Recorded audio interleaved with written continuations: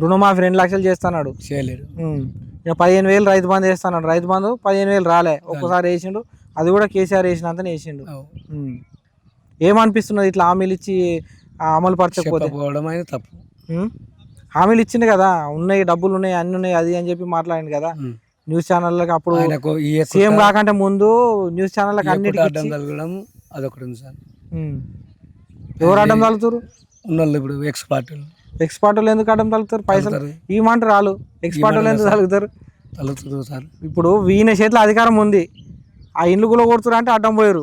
సరే ఇవి ఇచ్చటానికి ఆయన గులగొట్టిరు కదా, మరి ఇచ్చే వాటికి ఎవరు వద్దంటారు? ఇప్పుడు ఆయన లేకుండా కానీ బీజేపీ అన్న మాకు పక్కుంటారు సార్. రుణమాఫీ 2 లక్షలు చేస్తున్నాడు. చేయలేడు. ఇక 15,000 రైతు బంధు వేస్తున్నాడు. రైతు బంధు 15,000 రాలే, ఒక్కసారి వేసిండు. అది కూడా కేసీఆర్ వేసినంతనే వేసిండు. ఏమనిపిస్తున్నది ఇట్లా హామీలు ఇచ్చి అమలు పరచకపోతే? చెప్పకపోవడం అనేది తప్పు.